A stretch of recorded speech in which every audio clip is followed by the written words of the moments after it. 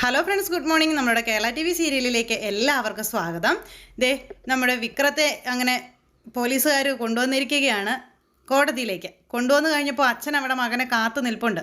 മകനെ കണ്ടപ്പോഴേക്കും അച്ഛൻ്റെ ചങ്ക് തകർന്നു പോയി ചോദിക്കുകയാണ്, മക്കളെ ഇതെന്തുവാടാ ഇതെന്ന്, എൻ്റെ മോനെ നിങ്ങൾ പഞ്ചിക്കിട്ടല്ലേ സാറേ എന്ന് ചോദിച്ചപ്പോൾ ഞങ്ങളല്ലടോ, നാട്ടുകാരാണ് ഇവനെ പഞ്ഞിക്കിട്ടതെന്ന് പോലീസുകാർ പറഞ്ഞു.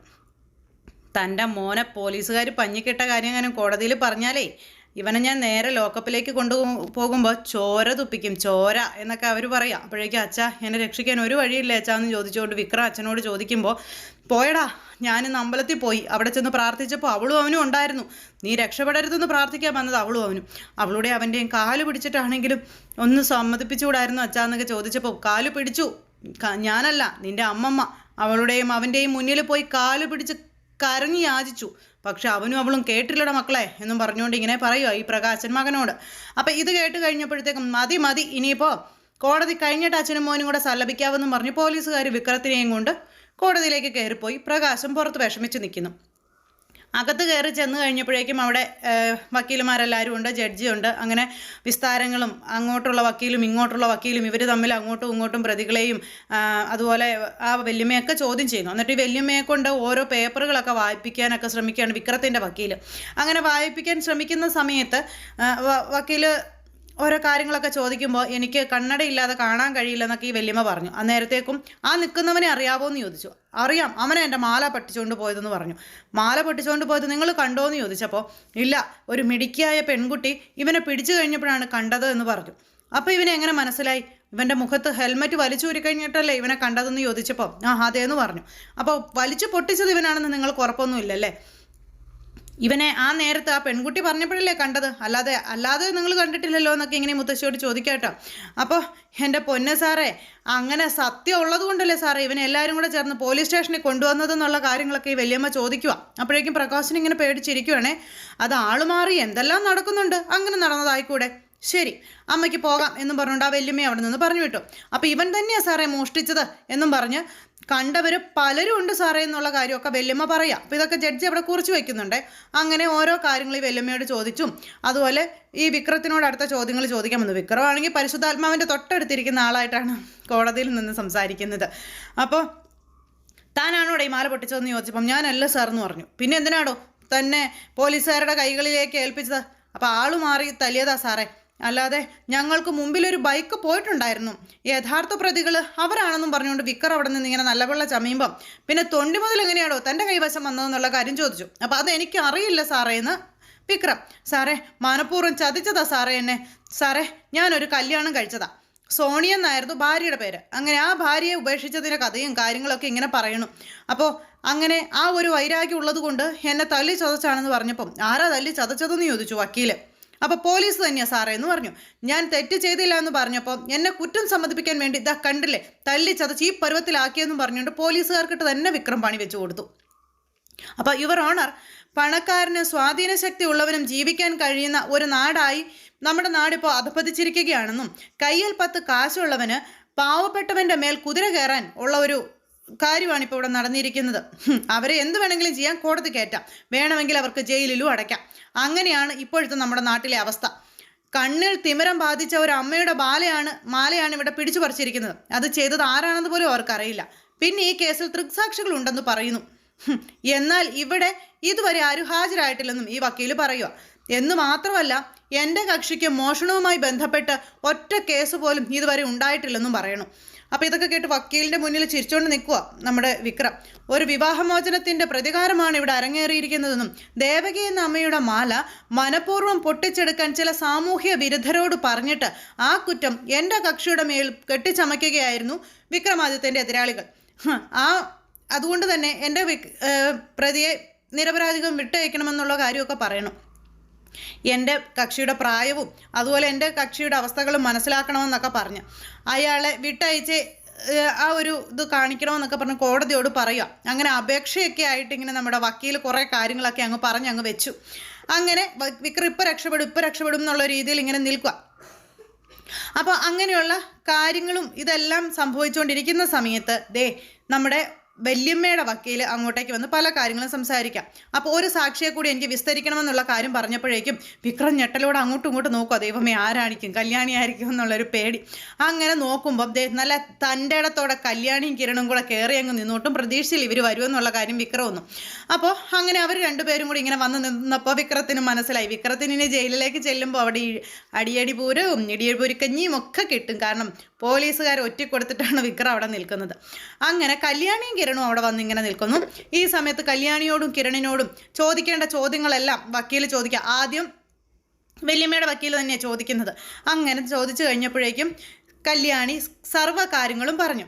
അങ്ങനെ എല്ലാ കാര്യങ്ങളും കല്യാണി വള്ളി പുള്ളി തെറ്റാതെ എല്ലാ ഡീറ്റെയിൽസും കല്യാണി കൊടുത്തു കഴിഞ്ഞപ്പോഴേക്കും വിക്രം പേടിക്കാൻ തുടങ്ങി. പണി പാലും വെള്ളത്തിൽ കിട്ടിയെന്ന് മനസ്സിലാക്കിക്കൊണ്ട് അങ്ങനെ വിക്രം അപ്പോഴത്തേക്കും എടുത്തെരിച്ചു. കല്യാണി മനഃപൂർവ്വം കെട്ടിച്ചമച്ചുണ്ടാക്കിയ കഥയാണ് എന്നുള്ളൊരു രീതിയിൽ. അപ്പോൾ മാല മോഷ്ടാവ് എന്നുള്ളൊരു രീതിയിൽ ഇയാൾക്ക് കല്യാണിയുമായി മറ്റെന്തെങ്കിലും ബന്ധമുണ്ടോ എന്ന് ചോദിച്ചു വക്കീൽ. അപ്പോൾ അവൻ എൻ്റെ അനിയനാണെന്നുള്ള കാര്യം നമ്മുടെ കല്യാണി പറയുക. അപ്പോഴേക്കും വിക്രം തെറ്റി എല്ലാം പോയി എന്നുള്ള രീതിയിൽ ഇങ്ങനെ നിൽക്കണം. അപ്പോൾ സ്വന്തം അനിയനാണെന്ന് ചോദിച്ചപ്പം അതെ, എൻ്റെ സ്വന്തം ആങ്ങളെയാണെന്ന് പറഞ്ഞു. വിക്രത്തിന് കലിയല്ലേ. അപ്പോൾ അങ്ങനെ പറഞ്ഞതിൻ്റെ കലിപ്പാണ് അവിടെ ഇരുന്നു പ്രകാശനും. ആങ്ങളെയും പെങ്ങളും തമ്മിൽ എന്തെങ്കിലും ഉടക്കുണ്ടോ എന്ന് ചോദിച്ചപ്പോൾ അവന് സ്നേഹിക്കാൻ അവൻ്റെ ഭാഗത്ത് ശരിയില്ല എന്ന് നമ്മുടെ കല്യാണി അന്നേരം പറഞ്ഞു. എൻ്റെ ആങ്ങളെയാണെന്ന് പറയാൻ പോലും അറപ്പുണ്ടാക്കുന്ന കാര്യങ്ങളാണ് അവൻ്റെ ഭാഗത്തു നിന്നുണ്ടായിരിക്കുന്നതെന്നും കല്യാണി പറയുക. പ്രകാശൻ അന്നേരത്തിനും ഇറുമി പിടിച്ചിരിക്കുന്നു. കല്യാണി കുറച്ച് നാളുകൾക്ക് മുൻപ് വരെ സംസാരശേഷി ഇല്ലാത്ത കുട്ടിയായിരുന്നല്ലേ എന്ന് ചോദിച്ചപ്പം അതെ, സംസാരശേഷി ഇല്ലാതിരുന്ന കുട്ടിയായിരുന്നു ഞാൻ. ജന്മന എനിക്ക് സംസാരശേഷി ഉണ്ടായിരുന്നില്ല. ഞങ്ങൾ 3 പേരാണ്, അതിൽ നടുക്കുള്ളത് ഞാനാണെന്നും പറഞ്ഞുകൊണ്ട് കല്യാണി എല്ലാ കാര്യങ്ങളും അങ്ങ് പറഞ്ഞു. അപ്പോൾ എൻ്റെ കിരണേട്ടനെ വിവാഹം കഴിച്ചതിന് ശേഷമാണ് ഞാൻ എന്തെങ്കിലുമൊക്കെ നേടിയതെന്നും, എന്നാൽ രാജാവാകണമെന്ന് പറഞ്ഞവൻ രാജാവായില്ല, പകരം കള്ളനായി. കല്യാണം കഴിച്ച പെൺകുട്ടിയെ ആദ്യം ഇവൻ വഞ്ചിച്ചെന്നും പറഞ്ഞുകൊണ്ട് എല്ലാ കാര്യങ്ങളും നമ്മുടെ കല്യാണി പറയുക. അതിനുശേഷമാണ് ഇപ്പം മോഷണ കേസിൽ ഇവൻ പ്രതിയായിരിക്കുന്നതെന്നും കല്യാണി പറയുകയാണ്. ഇതെല്ലാം അവിടെ ജഡ്ജി നോട്ട് ചെയ്യുന്നുണ്ട്. അപ്പം അന്ന് നടന്ന സംഭവം ഒന്ന് വിവരിക്കാമോ എന്ന് ജഡ്ജി ചോദിച്ചപ്പോഴേക്കും നമ്മുടെ കല്യാണി വള്ളി പുള്ളി തെറ്റാതെ എല്ലാ കാര്യങ്ങളും അങ്ങ് പറഞ്ഞു. അത് കഴിഞ്ഞ് കല്യാണി അവനെ പിടിച്ചതും ഹെൽമെറ്റ് മാറ്റിയതും പിന്നെ അവനെ കണ്ടതും ഈ കാര്യങ്ങളെല്ലാം കല്യാണി പറഞ്ഞു. അപ്പോൾ സ്വന്തം ആങ്ങളെയായിട്ട് കൂടി എന്തുകൊണ്ട് അങ്ങനെ ചെയ്തു എന്ന് കല്യാണിയോട് ചോദിച്ചപ്പം ആങ്ങളെയല്ല, തെറ്റ് ചെയ്തത് ആരായിരുന്നാലും ആ സ്പോട്ടിൽ തനിക്ക് ചെയ്യേണ്ട കാര്യം താൻ ചെയ്യും എന്ന് കല്യാണി ഇവരോട് പറയുക. അനിയനായാലും അച്ഛനായാലും നിയമം എല്ലാവർക്കും ഒരുപോലെയാണെന്നും നമ്മുടെ കല്യാണി അന്നേരം പറഞ്ഞു. ഇത് കേട്ട് പ്രകാശൻ തുള്ളിക്കൊണ്ടിരിക്കുക കേട്ടോ. എന്ത് ചെയ്യാൻ, ഒന്നും ചെയ്യാൻ പറ്റത്തില്ലല്ലോ.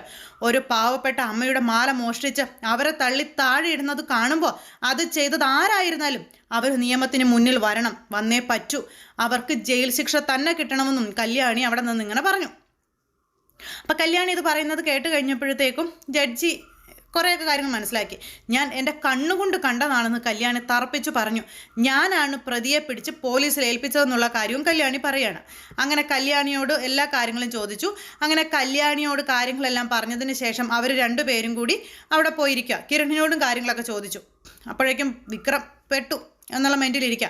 അപ്പോൾ ഈ ഒരു കാര്യങ്ങളെല്ലാം പറഞ്ഞും കേട്ടും വിസ്തരിച്ചും കഴിഞ്ഞപ്പോൾ പ്രതി മാപ്പ് അർഹിക്കുന്നില്ലെന്നുള്ള കാര്യങ്ങളെല്ലാം നമ്മുടെ വക്കീൽ പറയാം. അപ്പോഴേക്കും ജഡ്ജി സാഹചര്യ തെളിവുകളെല്ലാം സാക്ഷിമൊഴികളുമെല്ലാം വിക്രമാദിത്യൻ എന്ന പ്രതിക്ക് എതിരായതുകൊണ്ട് ഈ കോടതി പ്രതിയെ റിമാൻഡ് ചെയ്യുന്നു എന്ന് പറഞ്ഞപ്പോഴേക്കും ഈ പറയുന്ന വിക്രം കൈയൊക്കെ ഒടിഞ്ഞ് താഴെ വീഴുന്ന ഒരവസ്ഥയിലേക്കായി. പിടിച്ചെടുത്ത് നിന്ന് ആ പിടിച്ചെടുമൊക്കെ അങ്ങ് വിട്ടങ്ങ് പോയി. അവൻ്റെ അവസാനം കണ്ടവരിനി ആരും കാണില്ല, രക്ഷപ്പെടും എന്നുള്ളൊരു അഹങ്കാരത്തിലാണ് അവിടെ കിടന്ന് ഷോ ഇറക്കിയത്. തനിക്ക് തന്നെ വിനയായി എന്ന് വിക്രം തിരിച്ചറിഞ്ഞ നിമിഷം ഇനിയിപ്പോൾ വിക്രത്തിന് അങ്ങോട്ട് പോയില്ലേലും കുഴപ്പമില്ല, ചത്താൽ മതി. ചാവുന്നതായിരിക്കും നല്ലത്, കാരണം പോലീസുകാർ ഇടിച്ച് കൊല്ലുമല്ലോ. മകനെ ജയിലിലേക്ക് ആക്കി എന്നുള്ള വിവരം പറഞ്ഞു പ്രകാശൻ ഇങ്ങനെ അമ്പരപ്പോട് കൂടി അങ്ങനെ ഇരിക്കുന്നു. അങ്ങനെ പോലീസുകാർ വിക്രത്തെ പുറത്തേക്ക് കൊണ്ടുവരുന്നു. ഈ സമയം ആദ്യം നെഞ്ചു പിളരുന്ന വേദനയുമായിട്ട് പ്രകാശൻ പുറത്ത് വന്നിങ്ങനെ നിൽക്കുക. ഇവരെ കണ്ടപ്പോഴേക്ക് ഇവരുടെ അടുത്തേക്ക് ചെന്നു. തൃപ്തി ആയോടി നിനക്ക്? സംസാരിക്കാൻ തുടങ്ങി അന്നു മുതൽ നീ ഞങ്ങൾക്കിട്ട് പണി തന്നോണ്ടിരിക്കുകയല്ലേടി എന്നൊക്കെ ചോദിച്ചുകൊണ്ട് പ്രകാശൻ കല്യാണിയോട് ചൂടായി. നിന്റെ നാവ് കൊണ്ട് നീ എല്ലാം പറഞ്ഞില്ലേടി എന്ന് ചോദിച്ചു. എൻ്റെ മോനാണ് മാല പൊട്ടിച്ചെന്ന് നീ പറഞ്ഞില്ലേടി കോടതിയിലെന്ന് ചോദിച്ചു കല്യാണിയോട് ദേഷ്യപ്പെടുന്നു. നീ അത് പറഞ്ഞതുകൊണ്ട് എനിക്കൊരു വിഷമവും ഇല്ലടി. അവൻ ജയിലിൽ കിടക്കട്ടേടി, നിന്റെ ഔദാര്യത്തിൽ അവൻ പുറത്തിറങ്ങണ്ടടി എന്നൊക്കെ പറഞ്ഞു പ്രകാശൻ ഇങ്ങനെ പറയുമ്പം തൻ്റെ മോൻ ഇനിയും കിട്ടാനിരിക്കുന്നതേ ഉള്ളൂടോ എന്ന് കല്യാണിയും കിരണും ഇങ്ങനെ പറഞ്ഞു കഴിഞ്ഞപ്പോഴേക്കും നീ കണ്ടോടി, നിനക്കൊരു ആൺകുഞ്ഞല്ലേടി വളരുന്നത്, ഇനി നീ കരയാൻ പോകുന്ന ആ കുഞ്ഞിനെ കുറിച്ച് ഓർത്തിട്ടായിരിക്കോടി എന്നും പറഞ്ഞുകൊണ്ട് പറയുമ്പോൾ അതിന് മാത്രം പാപമൊന്നും ഞാൻ ചെയ്തിട്ടില്ലെന്ന് കല്യാണി എന്നൊരു ഇയാളുടെ മുഖത്ത് നോക്കി പറഞ്ഞു. അപ്പോഴേക്കും എന്തേ നമ്മുടെ വിക്രമാദിത്യൻ മഹാരാജാവ് എഴുന്നള്ളിക്കഴിഞ്ഞു. അങ്ങനെ അച്ഛൻ്റെ മുന്നിൽ വന്ന് നിൽക്കുക. നിങ്ങളുടെ മകനെ വളർത്തി വഷളാക്കി ഇതുപോലൊരുത്തനാക്കി മാറ്റിയത് നിങ്ങൾ ഒരുത്തനാണെന്നും പറഞ്ഞുകൊണ്ട് കല്യാണി പ്രകാശിനോട് പറയുകയും ചെയ്തു. നിങ്ങൾ ആരെയും പഴിക്കണ്ട, ആരെയും ശപിക്കണ്ട എന്നൊക്കെ പറഞ്ഞ് ഇങ്ങനെ പെങ്ങളെ നോക്കി പല്ലിറമിക്കൊണ്ട് ഇങ്ങനെ നിൽക്കുവാണ്. അവൻ ജയിലിലായെങ്കിൽ അവന് ജയിലിൽ പോകേണ്ട ഗതികേടുണ്ടായെങ്കിൽ അത് നിങ്ങളും നിങ്ങളുടെ അമ്മയും കൂടെ ചെയ്ത പ്രവൃത്തിയുടെ ഫലമാണെന്നും അതൊരിക്കലും എന്നെ തേടി വരില്ലെന്നും നമ്മുടെ കല്യാണി പറഞ്ഞു. നിർത്തടി, സംസാരിക്കാൻ കഴിയാത്ത സമയത്ത് നെഞ്ചിനകത്ത് കൂട്ടിവെച്ചതൊക്കെ ഇപ്പൊ സംസാരിച്ചെടുത്തിട്ട് കൊടയുണ്ട നീ എന്നും പറഞ്ഞു പ്രകാശൻ കല്യാണിയോട് ഒച്ചയെടുക്കണം. അപ്പൊ നിനക്ക് തൃപ്തിയായല്ലോ അല്ലേടി എന്നും പറഞ്ഞുകൊണ്ട് കിരൺ വന്ന് ഡാ പോടാ പോടാ എന്ന് കിരൺ. പാവപ്പെട്ട ഈ അമ്മയുടെ മാല പിടിച്ചു പറിച്ചിട്ട് നീ എന്താടാ കോടതിയുടെ മുന്നിൽ നിന്ന് എടി പൊടി എന്നൊക്കെ വിളിക്കുന്നോന്ന് ചോദിച്ചു കിരൺ. പിന്നെ ഇവിടെ രാജകുമാരി എന്ന് വിളിക്കണമെന്ന് ചോദിച്ചു പ്രകാശൻ. എടാ ഇവിടെ നിന്ന് അധികം സംസാരിച്ചാലേ അടിച്ചതിൻ്റെ കാരണക്കൂട്ടി ഞാൻ പൊട്ടിക്കുന്നു വലിയമ്മ പറഞ്ഞു. തള്ളേ എന്നും പറഞ്ഞുകൊണ്ട് പ്രകാശൻ പറഞ്ഞപ്പോൾ അതെ അമ്മ തല്ലിയാലേ നിന്ന് കൊള്ളാനേ തനിക്ക് പറ്റൂ, തിരിച്ചു തല്ലിയാലേ താനും അകത്ത് പോകുമെന്നും പറഞ്ഞ് കിരണും പറഞ്ഞു. നടക്കട ഇങ്ങോട്ടോ, നിനക്കട്ടേയും വെച്ചിട്ടുണ്ടാന്നും പറഞ്ഞു SI ഇവനെ കൊണ്ടുപോവുക. അപ്പോഴേക്കും മക്കളെ അച്ഛൻ്റെ മക്കളെ എന്നും പറഞ്ഞുകൊണ്ട് കെട്ടിപ്പിടിച്ച് ഉമ്മയൊക്കെ കൊടുക്കുമ്പോൾ മക്കൾ ഒക്കെ തരത്ത് വെച്ച് നടക്കടോ എന്ന് കിരൺ പ്രകാശനോട് അന്നേരം പറയണു. അങ്ങനെ രസകരമായ രീതിയിൽ ഇങ്ങനെ സംഭവിക്കുന്നു. ഈ സമയത്ത് കല്യാണിയും അതുപോലെ തന്നെ അമ്മയെയും കൂട്ടി കിരൺ അവിടെ നിന്ന് അങ്ങോട്ടേക്ക് പോയി. അച്ഛൻ എന്താണ് മക്കളെ ഇനി ചെയ്യേണ്ടതെന്ന് പറഞ്ഞപ്പോൾ അവളെ ഞാൻ വെറുതെ വിടില്ല മക്കളെ എന്നൊക്കെ പറഞ്ഞുകൊണ്ട് പ്രകാശം ഇങ്ങനെ പറയാം. അപ്പം അച്ഛൻ എങ്ങനെയെങ്കിലും ശ്രമിക്കുക എന്നെ ഇറക്കാനായിട്ടെന്നൊക്കെ പറഞ്ഞു മകനോ അച്ഛനോട് പറയണം. അച്ഛൻ ശ്രമിക്കാമെന്ന് പറഞ്ഞാൽ അച്ഛൻ അങ്ങനെ നിൽക്കുമ്പോൾ പിടിച്ചു വലിച്ചു പ്രകാശിൻ്റെ മുന്നിലൂടെ പോലീസുകാർ വിക്രത്തെ കൊണ്ടുപോകണു. എങ്ങനെ രക്ഷിക്കാനാ, ആര് രക്ഷിക്കാനാ? നിസ്സഹായതയുടെ പടുകുഴിയിൽ ചാടി ഇങ്ങനെ നിൽക്കുകയാണ് പ്രകാശൻ.